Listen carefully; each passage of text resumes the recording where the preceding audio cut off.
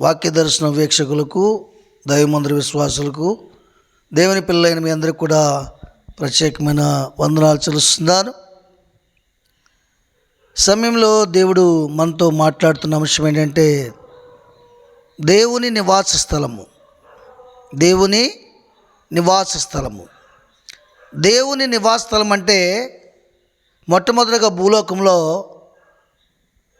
ఆయన ఏర్పరచుకున్నటువంటి మనుషుని యొక్క హృదయము. ఆమేన్.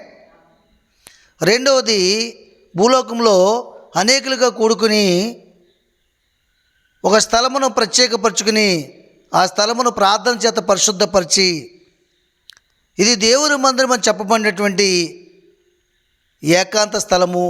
అది దేవుని నివాసం, అది ప్రార్థనా స్థలం, అది దైవ మందిరం, దేవుని మందిరం.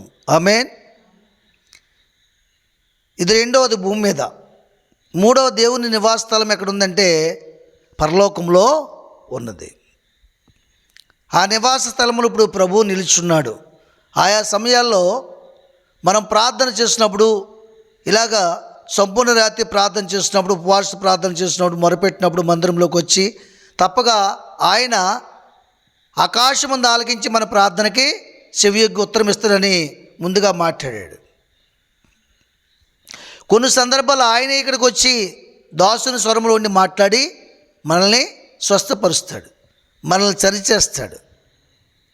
ఆయన నివాసమైన నీలోకి రావడానికి దాసుని నిలబెట్టుకుని ఇక్కడ ఒక బోరుగా వాడుకుని ఆయన మాటలు నీ ఆలయమనే ఆయన ఆలయమని నీ హృదయంలో పరిశుద్ధపరచడానికి, నిలిచి ఉండడానికి దేవుడు నీ నివాసస్థలం అనే మందిరంను కూడా ఏర్పరచుకున్న సంగతిని మనం ఎంతైనా జ్ఞాపకం అందించుకోవాల్సిన అవసరం ఉన్నది. ఆమేన్. ఇప్పుడు చెప్పండి, మనం ఏమై ఉన్నాం? మనమే నిజమైన దేవుని నివాస స్థలము. రెండవది, మనందరం కూడుకుని ప్రార్థన చేసే దైవ మందిరం. మూడవది, మనందరం కలిసి ఆరోహణమై ప్రభుతో వెళ్ళి నిలుచుండవలసిన పరలోక రాజ్యం. ఆమేన్.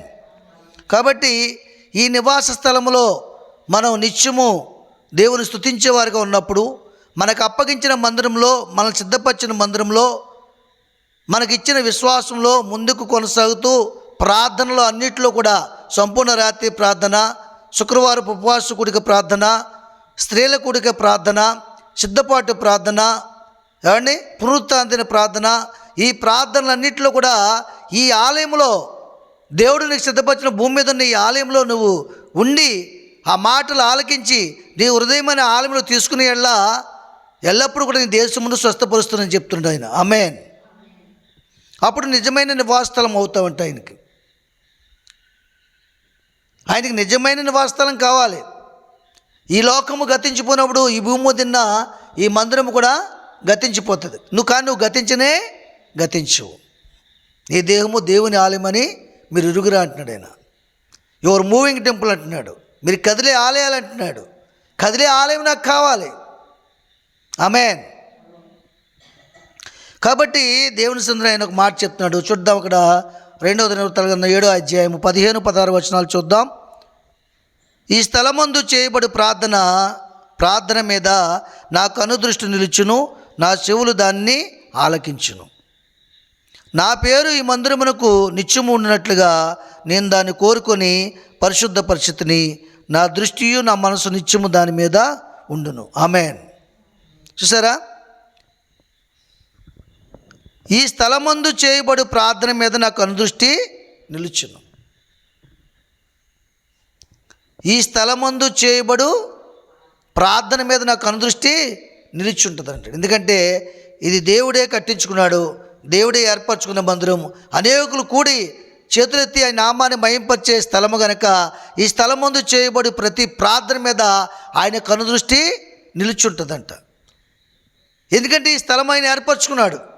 అలాగే నువ్వు చేసే ప్రార్థన మీద కూడా ఆయన కనుదృష్టి నిలుచుంటుందంట. నువ్వు ప్రార్థన చేసేటప్పుడు నీ హృదయంతరంగమును ఆయన కనుదృష్టి అంతా కూడా పరిశీలన చేస్తుందట.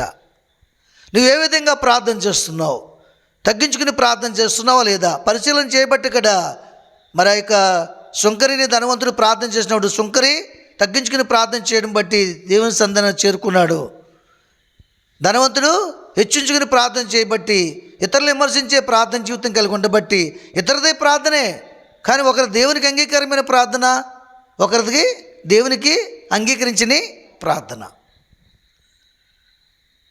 కాబట్టి దేవుని సంఘంలో ఈ స్థలం ముందు చేయబడి ప్రార్థన మీద నా కనుదృష్టి ఉంటుందని చెప్తున్నా. నా చెవులే కాదు, నా కనుదృష్టి కూడా ఉంటుంది. నేను చూస్తాను అక్కడ ఉన్నటువంటి వారు ఎలా ఉన్నారు, ఎలాంటి విశ్వాసం ఉన్నారు, ఎలా భక్తులు ఉన్నారు, వాళ్ళు బయటికి వెళ్ళిన తర్వాత వాళ్ళ జీవితం ఎలా ఉంది, మందిరంలో వాళ్ళ ప్రవర్తన ఏ విధంగా ఉంది, అన్నీ చూచుచున్న దేవుణ్ణి కలిగి ఉన్నాం. మనం వినుచున్న దేవుని కలిగి ఉన్నాం, తిరిగి జవాబిచ్చే దేవుని కూడా కలిగి ఉన్నాం. ఆమేన్. కాబట్టి ఆయన చెప్తాడు కదా, ఈ స్థలమందు చేయబడు ప్రార్థన మీద నా కనుదృష్టి నిలుచును, నా చెవులు దానిని ఆలకించును. ఆమేన్. నా చెవులు దానిని ఆలకిస్తాయని చెప్తాడండి. ఎవరి ప్రార్థన వింటాడైనా? ఎవరి ప్రార్థన వింటాడు? ఏమండి? నిరుపేదల ప్రార్థన వింటాడు, దరిద్రుల ప్రార్థన వింటాడు, యథార్థవంతుల ప్రార్థన వింటాడు, తగ్గించుకునే వారి ప్రార్థన వింటాడు, చెడు మార్గాన్ని విడిచిపెట్టే వారి ప్రార్థన వింటాడండి, ఆయన్ని వెదకే వారి ప్రార్థన వింటాడండి, ఆయన చూస్తున్నాడని భయం కలిగి జీవించేవారి ప్రార్థన వింటాడు, ఆయనకి ఇష్టకరంగా జీవించేవారి ప్రార్థన వింటాడు. అట్టివారికి దేవుడు ఉత్తరం ఇస్తాడు. చాలామంది ప్రార్థనలకు ఉత్తరము రాదు, జవాబు రాదు, ఫలము కూడా ఉండదు, వ్యర్థంగా ఉచ్చరించినట్టుగా ఉంటుంది. ఆమేన్. అంతేకాకుండా నా పేరు ఈ మందిరమునకు నిత్యం ఉండునట్లుగా నేను దాన్ని కోరుకుని పరిశుద్ధపరిచితిని. నా పేరు ఈ మందిరానికి నిత్యం ఉన్నట్లుగా నేను దాన్ని కోరుకున్నాను, పరిశుద్ధపరిచాను. అందుకనే క్రైస్తవులుగా మార్చబడిన తర్వాత పేరు కూడా మార్చుకోవాలి. పేరులో ఏముందంటారు? పేరులో ఏముందో చెప్పమంటారా? యేసు అనగా రక్షకుడు, క్రీస్తు అనగా అభిషిక్తుడు. మారిందా లేదా? యేసు లోకానికి రక్షకుడికి వచ్చాడు, అభిషిక్తుడయ్యాడు, తర్వాత జీవాధిపతి అయ్యాడు, తర్వాత సమాధానకర్త అయ్యాడు. ఆమేన్. జీవాధిపతి ఇప్పుడు ఏం చేశాడు? సమాధానకర్తగా వచ్చి పరిశుద్ధాత్మ అనే అభిషేకం ద్వారా మనతో మాట్లాడి మన దేవుని రాజ్యంతో సమాధానపరుస్తున్నాడు. ఆమేన్. కాబట్టి పేరు కూడా, నేను ఈ మందిరంకు పేరు పెట్టానంటున్నాడు. ఇప్పుడు అక్కడ వాళ్ళు కూడా ఇందాక ఆ బలిపెట్టెలు కట్టినప్పుడు బేతేలు అని, బెహెర్షెబా అని పేర్లు పెట్టారు. బేతేలు అనగా దేవుడు మాట్లాడిన స్థలము. బేతేలు చర్చిలు చాలా ఉన్నాయి, బెహెర్షెబా చర్చిలు కూడా చాలా ఉన్నాయి. ఆమేన్. కాబట్టి దేవుడు అంటాడు, ఈ స్థలం మందు చేయబడి ప్రార్థన మీద నా కనుదృష్టి నిలుచును, నా చెవులు దాన్ని ఆలకించును, నా పేరు ఈ మందిరమునకు నిత్యము ఉండినట్లుగా నేను దాన్ని కోరుకుని పరిశుద్ధపరచుతుని. దేవుడే కోరుకుంటే ఏం చేస్తాడంటే దాన్ని పరిశుద్ధపరుస్తాడటండి.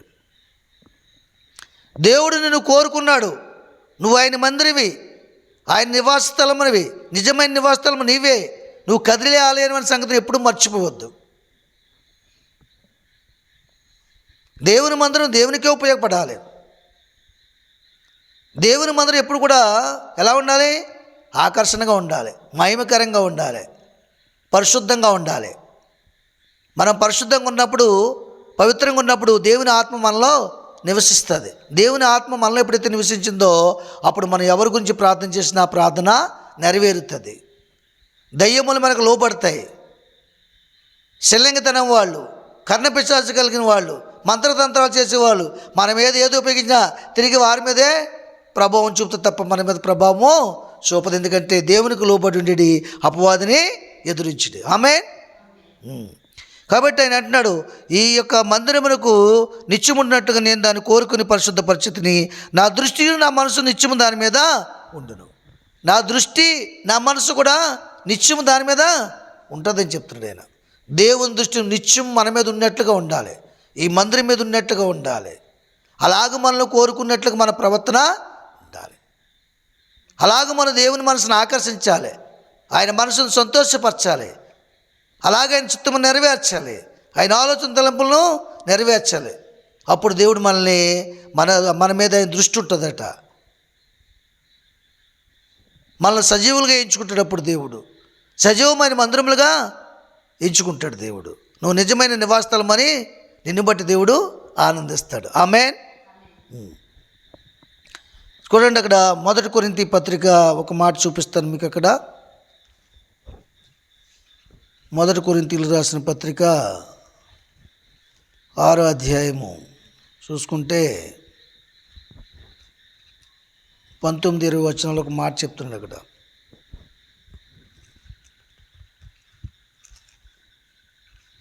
మొదటి కొరింథీయులకు రాసిన పత్రిక 6వ అధ్యాయము 19-20 వచనాల్లో, మీ దేహము దేవుని వల్ల మీకు అనుగ్రహింపబడి మీలోనున్న పరిశుద్ధాత్మక ఆలయమై ఉన్నదని మీరు ఎరుగరా? మీరు మీ సొత్తు కారు, మీరు ఉలువ పెట్టి కొనబడిన వారు కనుక మీ దేవునితో దేవుణ్ణి మహిమపరచుడి అంటున్నాడు. చూసారా, మీ దేహము దేవుని వల్ల మీకు అనుగ్రహింపబడిన దాని సంగతిని తెలుసుకోవాలి ముందు మీరు. ఈ దేహము ఎవరి వల్ల అనుగ్రహింపబడింది? మనకి దేవుని వల్ల అనుగ్రహింపబడిందండి. మనుషుల వల్ల కాదు, అధికారం వల్ల కాదు, లోకం వలన కాదు.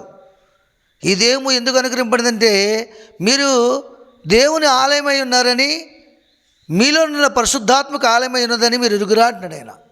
ఈ దేహం ఏమైందంట? మనలో ఉన్న పరిశుద్ధాత్మకి ఆలయమై ఉన్నదని మనం ఎరగాలి.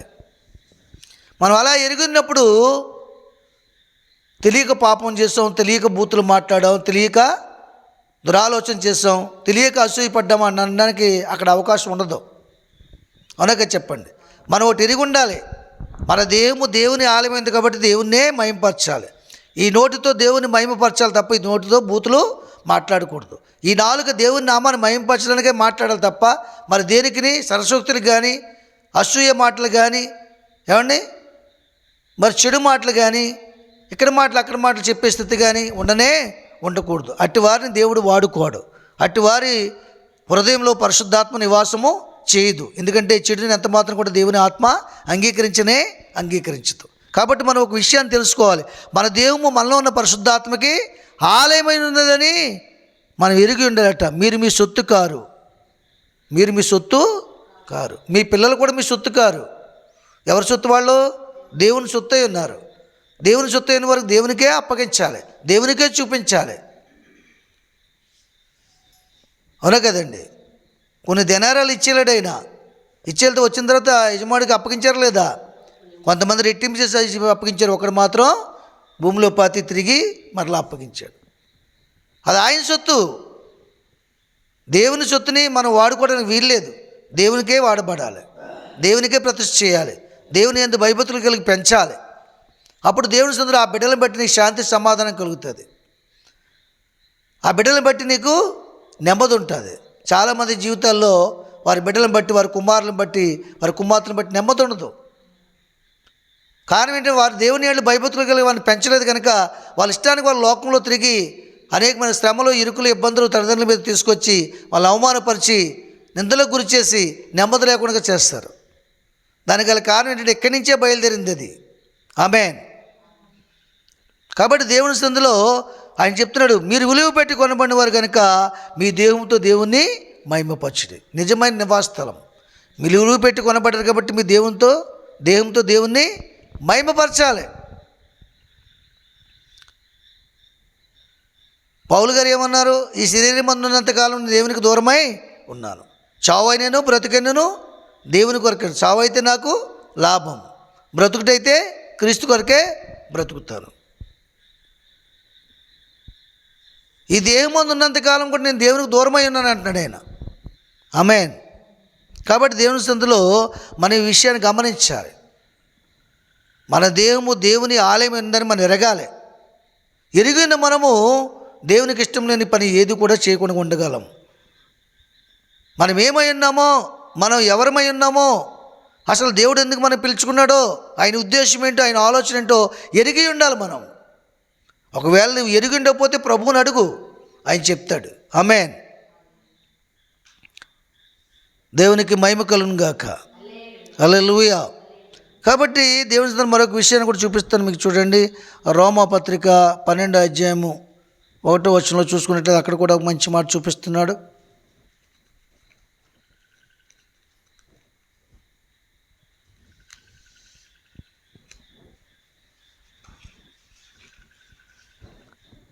కాబట్టి సహోదరులారా, పరిశుద్ధము దేవునికి అనుకూలమైన సజీవ యాగంగా మీ శరీరములను ఆయన సమర్పించుకుని దేవుని వాక్యం బట్టి మిమ్మల్ని బతిమాలుకుంటున్నాను. ఇటు సేవ మీకు యుక్తమైనది. చూసారా, చక్కని మాట చెప్తున్నాడు పౌలు గారు. కాబట్టి సహోదరులారా, పరిశుద్ధమును దేవునికి అనుకూలమైన సజీవ యాగంగా మీ శరీరములను ఆయనకు సమర్పించుకోండి అని చెప్తున్నాడు.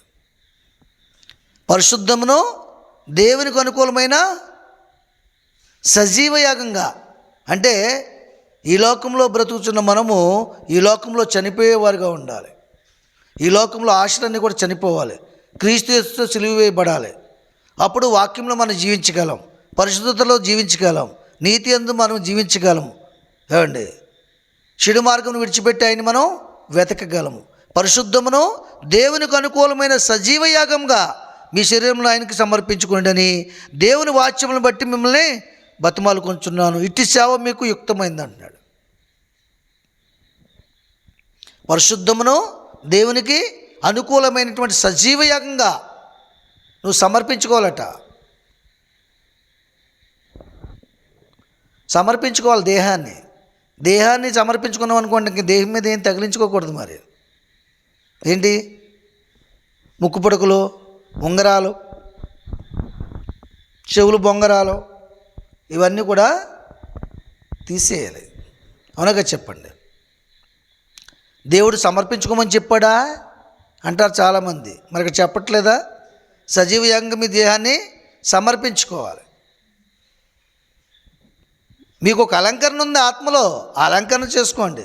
ఆత్మఫలము, సంతోషము, సమాధానము, నీతి ఫలము, ఆనందము, ఇవన్నీ కూడా ఫలాలే, ఇవన్నీ కూడా అలంకరణే, అవన్నీ దేవుడు ఇచ్చేవి. ఆమేన్. కాబట్టి దేవుని సన్నిధానంలో మనల్ని సమర్పించుకోవాలి, మనల్ని మనం నిబంధన చేసుకోవాలి, మనకు మనమే తీర్మానము తీసుకోవాలి. లేకపోతే దేవుని ఆలయంగా జీవించలేము, దుష్టుని ఆలయంగా మలచబడతాం. మొదట్లో ఆత్మీయ జీవితంలో కొత్తగా ఉన్నప్పుడు, దేవుడు కార్యం చేసినప్పుడు చాలామంది దేవుని ఆలయంగా నివసించడానికి ఇష్టపడతారు. తర్వాత విశ్వాసం కోల్పోయి దుష్టుని ఆలయంగా మార్చబడతాడు. ప్రారంభమేమో విశ్వాసంతో బయలుదేరుతుంది, ముగింపు ఏమో అవిశ్వాసంతో ముగించబడుతుంది. ప్రారంభం సజీవమైనటువంటి ఆశ కలిగి మొదలు పెడతారు, ముగింపేమో నిర్జీవంగా ముగిస్తారు. కాబట్టి మనం అపవాదిని జయించలేకపోతున్నాం. అలాగ ఉండడానికి లేదు. సమర్పించుకోవాలి, నీ హృదయాన్ని సమర్పించుకోవాలి, నీ ఆలోచన సమర్పించుకోవాలి, నీ మనసును సమర్పించుకోవాలి, నీ దేహాన్ని కూడా సమర్పించుకోవాలి. నేను సృష్టించిన వాడు నీకు భర్త ఉన్నాడు, ఆ భర్తకి ఇష్టకరంగా జీవించాలని నిర్ణయం తీసుకుని నీ దేహాన్ని సజీవయాగంగా సమర్పించుకోవాలట. పరిశుద్ధమును దేవునికి అనుకూలమైనట్టుగా మలుచుకోవాలి. నీ దేహాన్ని నీకు అనుకూలమైనట్టు కాదు. పర్వాలేదులే, ఇది కట్టుకోవచ్చు, పర్వాలేదులే, తినొచ్చు, పర్వాలేదులే, ఇలా చేయొచ్చు, ఈ పర్వాలేదు ఏం పని చేయదు. ఆయన ఏది చెప్తున్నాడో అదే చేయాలి. ఆయన ఏదైతే ఇష్టపడుతున్నాడో దాన్ని చేయడానికి మనం ఇష్టపడి జీవించాలి. అప్పుడు సజీవమైన యాగముగా, బలి అర్పణగా, ఆయనకి ఇష్టమైన నివాస స్థలంగా దేవుడు మనల్ని ఆశీర్వదిస్తాడు. ఆమేన్. కాబట్టి దేవుని సన్నిధానంలో మరొక విషయాన్ని మీకు జ్ఞాపకం చేస్తుంది. చూడండి, మొదటి దినవృత్తాలు 22వ అధ్యాయం.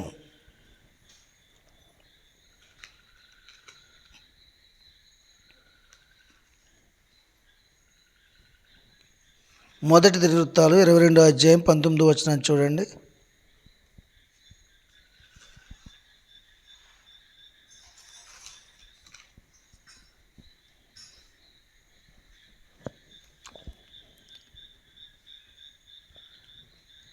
కావున హృదయపూర్వకంగా మీ దేవుడైన యెహోవాను వెదకుటకు మీ మనసులను దృఢపరచుకుని ఆయన నిబంధన మందసం దేవునికి ప్రతిష్టమైన ఉపకరణములను ఆయన నామం కొరకు కట్టబడు ఆ మందిరంలోనికి చేర్చుటకై మీరు పూనుకొని మీ దేవుడైన యెహోవా పరిశుద్ధ స్థలమును కట్టుడి.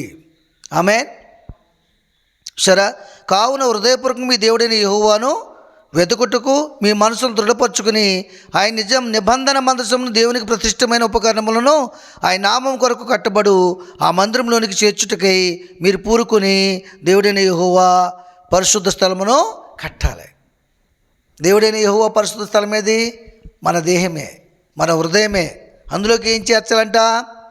ఆయన నిబంధన మందసమును దేవునికి ప్రతిష్టమైన ఉపకరణములను ఆయన నామం కొరకు కట్టబడే మందిరంలోనికి చేర్చాలట మనం. ఆమేన్. ఆయన నిబంధన మందసం అనగా దేవుని ఆజ్ఞలు, కట్టడలు మన హృదయంలోనికి స్థిరముగా ప్రతిష్ఠించుకోవాలి. నీతి మార్గమందు నడవాలి. ఉపకరణాలు ఇంకేముంటాయి అక్కడ దేవుని ఆలయంలో? నిబంధన మందసము, ధూపవేదిక, దీపార్తి, ఇవన్నీ ఉంటాయి. బలిపీఠము, ఏమండి, బల్లయు, ఇవన్నీ ఉంటాయి. కాబట్టి ఇవన్నీ కూడా మన హృదయంలో సిద్ధపరచుకోవాలి. అప్పుడు నీ నిత్యముగా నీ చేతుల కష్టత నువ్వు అనుభవించలేవు. నువ్వు ధన్యుడు, నీకు మేలు కలుగును. నీ పిల్లలు ఒలీవ మొక్కల వల్ల నీ బల్ల చుట్టూ భోజనం చేయుదురు.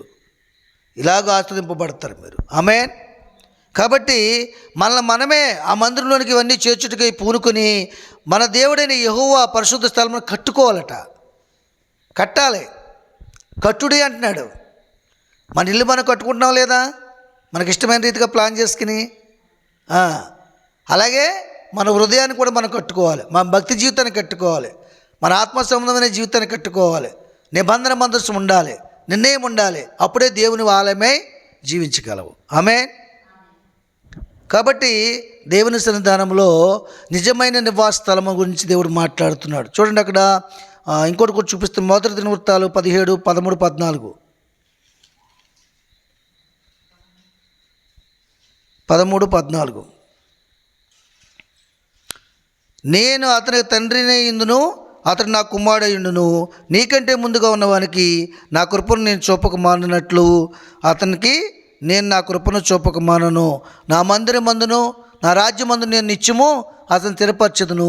అతని సింహాసనం ఎన్నటికీ స్థిరముగా ఉండునని అతనికి తెలియజేయము. ఆమేన్. సరే, ఇలాగ మనం కట్టుకున్నప్పుడు, పరిశుద్ధపరచుకున్నప్పుడు, పరిశుద్ధమైన ఉపకరణములు కలిగి ఉన్నప్పుడు, నిబంధన మందసం, నిర్ణయ మందసం కలిగి ఉన్నప్పుడు, నేను అతనికి తండ్రిని ఇందును, అతడు నా కుమారుడై ఉండును. సరే, అప్పుడు మనకు తండ్రి ఉంటాడు. అప్పుడు మనం ఆయన కుమారుడమై ఉంటాం. అంతేకాకుండా ఆయన యావదస్తు కూడా హక్కుదారులమై ఉంటాం. నీకంటే ముందుగా ఉన్న వారికి నా కృపను నీకు చూపక మానట్లు అతనికి నేను నా కృపను చూపక మానను. ఆమేన్. నా కృపను చూపక మానను అంటున్నాడు ఆయన. ఎంత గొప్ప మాట అది. నా మందిరమునందు నా రాజ్యమందు నేను నిత్యము అతన్ని స్థిరపరచదును. సరే, నా మందిరమందు స్థిరపరుస్తాను విశ్వాస జీవితంలో. నా రాజ్యమందు కూడా స్థిరపరుస్తాను. ఎంత గొప్ప దేవుని కలిగి ఉన్నాం మనం. ఏమండి, అతని సింహాసనం అన్నిటికీ స్థిరంగా ఉండునని అతనికి తెలియజేయము. ఈ మాట ఎవరితో చెప్పమన్నారు? దావీదుతో చెప్పమంటాడు. ఎంత గొప్ప సంగతి. సొలొమోనుతో చెప్పమంటాడు. కాబట్టి దేవుడి సందులో దేవుడు తన కృపను చూపకమాండి. ఎప్పుడంటే మనం పరిశుద్ధపరచుకోవాలి. ఆ మందిరంలోనికి నీతి, సమాధానము, పరిశుద్ధత, పవిత్రత ఇవన్నీ కూడా ఉపకరణాలుగా తీసుకొచ్చి దేవుని ఆలయంగా హృదయాన్ని మలుచుకుని ప్రార్థన విజ్ఞాపన చేత ప్రభుని గణపరిచేవారుగా ఉన్నప్పుడు ఆయన కృప చూపక మానడు. ఆయన మందిరమందు స్థిరపరుస్తాడు. బ్రతుకు కాలం అంతా సత్య సంబంధమైన వాక్యమందు నేను స్థిరపరుస్తాడు. ఎల్లప్పుడూ కూడా నీకు బోధ చేసి, నీకు మేలు చేసి, నిన్ను సరిచేసి ఆయన రాజ్యానికి సిద్ధపరుస్తాడు. ఆమేన్. ఆమేన్. కాబట్టి దేవుని సన్నిధానంలో మనం నేర్చుకోవాల్సింది ఏంటంటే నిజమైన మందిరము మనమే అని, నివాసస్థలం మనమే అని, దేవుని ఆలయమై ఉన్నామని, పరిశుద్ధత కలిగి ఉండాలని, దేవుని కృపకు పాత్రగా ఎంచబడాలని ఒక నిర్ణయం తీసుకున్నప్పుడు తప్పక దేవుడు ఆశీర్వదిస్తాడు. ఆమేన్. ఆఖరిగా ఒక మాట చూపి ముగిస్తాను. 2వ దినవృత్తాలు 7వ అధ్యాయం చూడండి, 1, 2, 3 వచనాలు.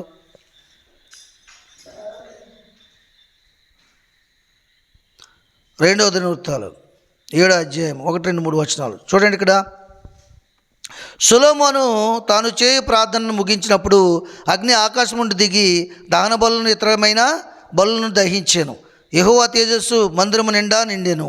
యెహోవా తేజస్సుతో మందిరం నిండినందున యాజకులు అందులో ప్రవేశింపలేక ఉండిరి. అగ్నియు యెహోవా తేజస్సును మందిరం మీదకి దిగ్గగా చూసి ఇశ్రాయేలు అందరూ సాష్టాంగ నమస్కారం చేసి యెహోవా దయాళుడు, ఆయన కృప నిరంతరం ఉందని చెప్పి ఆయన్ని ఆరాధించి స్తుతించిరి. ఆమేన్. సొలొమోను మందిరం కట్టిన తర్వాత ఆ మందిరంలోకి వెళ్ళి ప్రార్థన చేసినప్పుడు యెహోవా మహిమ దాని మీదకి దిగి ఉన్నదట. అప్పుడు అది చూసిన వారందరూ కూడా మరి యెహోవా తేజస్సుతో మందిరం నిండినందుకు యాజకులందరూ ప్రవేశించలేక ఉండిరట.